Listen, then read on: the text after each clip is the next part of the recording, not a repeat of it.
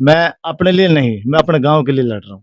मेरा पूरा गाँव में विकास चाहिए। पूरा गाँव को जितनी भी जनता है मेरी पंचायत की, मैं पूरा उनके लिए हर गरीब, अमीर जितना भी है, कोई भी है, मैं सबके लिए सबके साथ बराबर खड़ा हूँ। इंशाअल्लाह वादा नहीं, मैं काम करूँगा। लेकिन हम जो बोल रहे हैं वो करके दिखाएँगे। जब काम बन जाएगा ना, काम हो जाएगा, जब अपना नाम होएगा। जब पंचायत में काम करके दिखाएँगे, जब नाम होएगा अपना।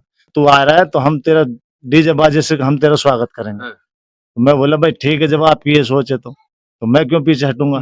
तो मैं आया तो भाई उन्होंने अच्छा स्वागत किया। मैं सब भाइयों से दिल से शुक्रिया अदा करूँगा उनका, जिन्होंने न मैं लड़ता हूँ न मैं झगड़ता हूँ, सच को सच और झूठ को झूठ दिखाता हूँ।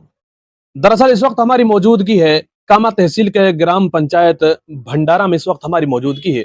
आपकी जानकारी के लिए बता दें कि सरपंची का बिगुल बज चुका है, सरपंच एक्टिव हो चुके हैं और सरपंच अपनी अपनी मेहनत दिखा रहे हैं और चुनावी मैदान में नए नए चेहरे सामने आ रहे हैं।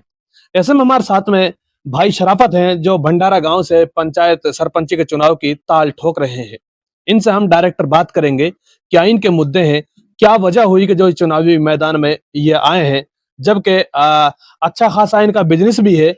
लेकिन ऐसी क्या वजह हुई जो सरपंची के चुनाव के मैदान में आए, चुनावी दंगल में इन्होंने कदम रखा, क्या वजह हुई? डायरेक्टर हम बातचीत करते हैं।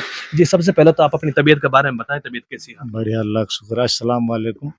और आप भाई जो आप आए मेरे पास यहाँ, आपको मैं दिल से शुक्रिया अदा करता हूँ। सरपंच जी, आप जो भावी उम्मीदवार हो रहे हैं भंडारा गांव से, तो कितने गांव है इस पंचायत में? हमारे गाँव में अभी एक ही पंचायत है, गाँव भंडारा की। भंडारा। पहले 2 और गाँव थे, हाँ, नेतवाड़ी, बड़कली। हाँ, अब की इसमें जो हुआ है पुनर्गठन, इसमें वो 2 पंचायत हटा दी और अब एक ही गाँव है भंडारा। तो इसमें अभी जो अपना काम है, इस विकास के लिए जो हम लड़ रहे हैं, तो विकास में अभी तक कोई भी ऐसी वो ना हुआ गाँव में जो अपने सरपंचों ने बहुत आए सरपंच और उन्होंने जो है विकास के ऊपर मुद्दा उठाया और काम किया हो। बजट मिलता है सरकार की तरफ से, लेकिन कोई काम के लिए नहीं आता आगे। जैसे कोई भी है अपना कोई जैसे फर्स्ट में शिक्षा ही ले लो, जिसके लिए हम इसमें कदम रख रहे हैं, पढ़ाई के लिए।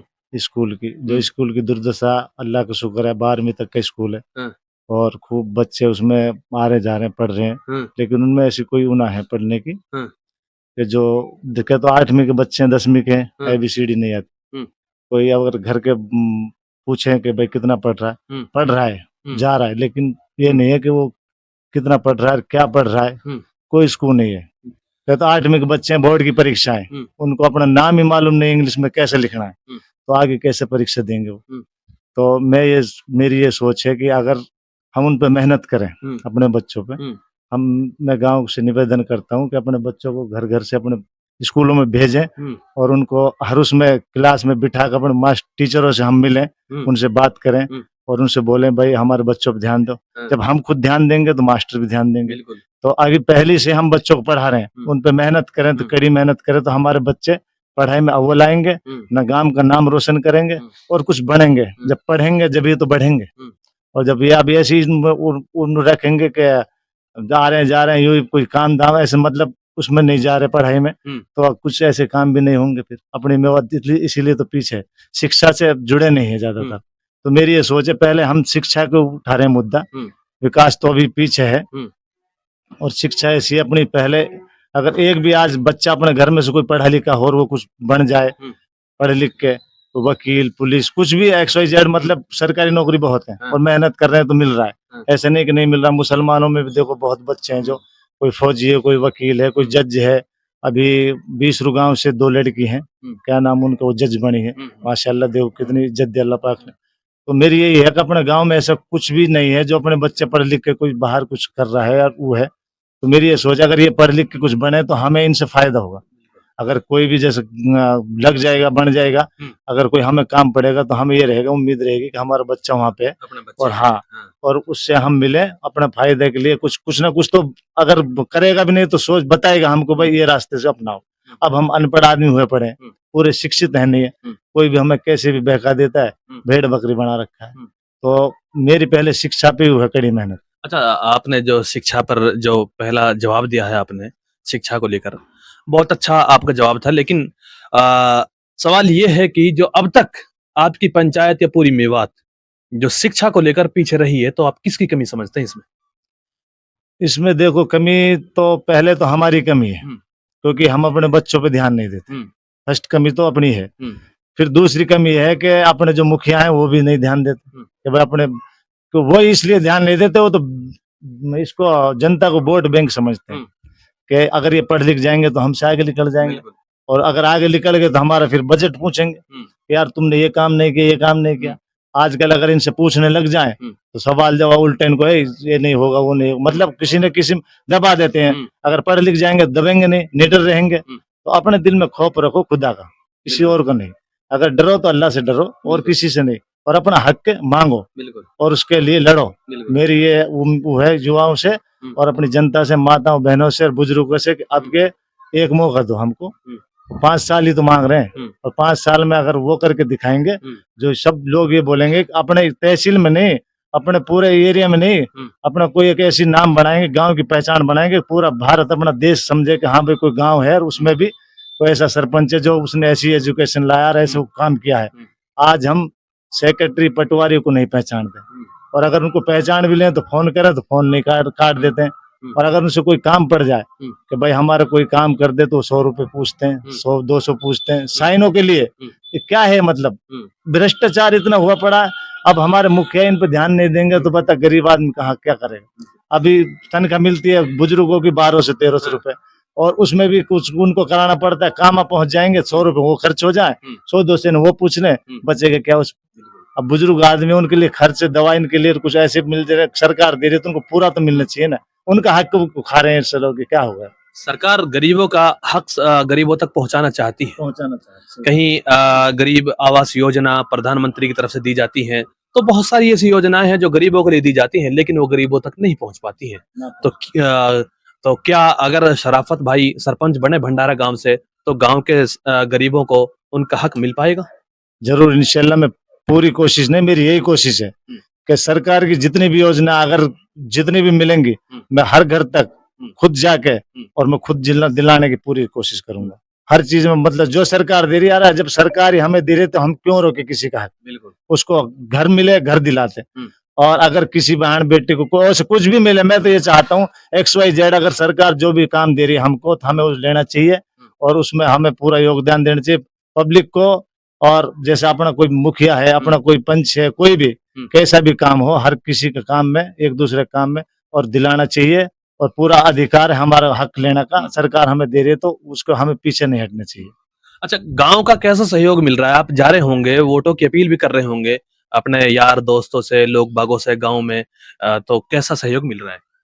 देखो गांव की मेरी ऐसी बात है, मेरी पंचायत के जो हैं इन भाइयों ने मेरा साथ दिया है। मतलब जब मैं आया था परसों गांव, वहां से आया था, मैं बाहर रहता हूँ हैदराबाद में, और वहीं अपना बिजनेस है, अल्लाह का शुक्र है, बढ़िया, कोई दिक्कत ना है। तो मुझे जब मैं यहाँ पे आया तो उन्होंने मेरा अच्छा स्वागत किया कि भाई युवाओं की जितनी आवाज है एक हो गई। वो बोले भाई हमें बदलाव चाहिए और युवा आदमी चाहिए। तो उन्होंने बोला भाई हम तेरा स्वागत करना चाहेंगे यार, तू और बढ़िया तरह मतलब तू आ रहा है तो हम तेरा डीजे बाजे से हम तेरा स्वागत करेंगे। तो मैं बोला भाई ठीक है, जब आपकी ये सोच है तो मैं क्यों पीछे हटूंगा। तो मैं आया तो भाई उन्होंने अच्छा स्वागत किया। मैं सब भाइयों से दिल से शुक्रिया अदा करूंगा उनका, जिन्होंने मतलब पूरा गांव ने, मेरा पूरा गांव है, मैं अपने लिए नहीं, मैं अपने गांव के लिए लड़ रहा हूँ।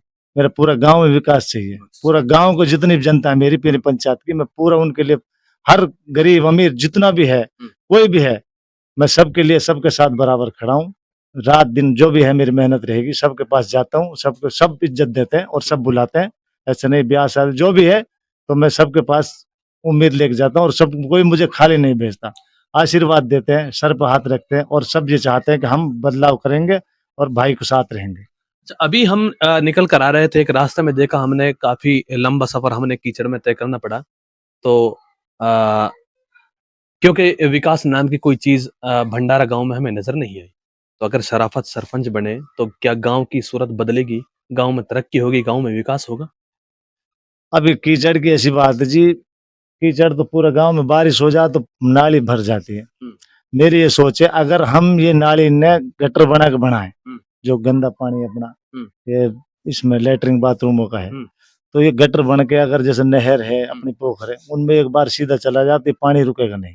अब जब नाली ऊपर के रहेंगे तो पानी रुक जाता है, जैसा दुकानों के सामान से, कचरा वचरे से। और 1 लाख रुपए महीना हमारी पंचायत को मिलता है इसका, जो स्वच्छ भारत अभियान है सफाई के लिए। तो 1 लाख रुपए मिलता है, तो 1 लाख रुपए का अगर हम पूरा यूज करें, उसको सफाई में लगाएं, तो गांव की हालत चमकेगी, सफाई के लेकर काम बढ़ेगा, नाली भी साफ रहेंगी, हर गांव में कीचड़ भी नहीं रहेगी और आने जाने वालों को परेशानी नहीं रहेगी। हम पहले अपना गांव बनाएंगे जब हम आगे बढ़ेंगे। अब हमारा गांव में खुदन कैसा हुआ पड़ा है कि उसमें कीचड़ नालियों में से भरी रहती है कि बारिश हो गई तो वहां भर जाता है, फिर निकलने की आफत होती है। कोई बाहर वाला भी आता है तो वो बोलता है यार वहां पे ऐसी कीचड़ है, पैदल निकलने को नहीं होता।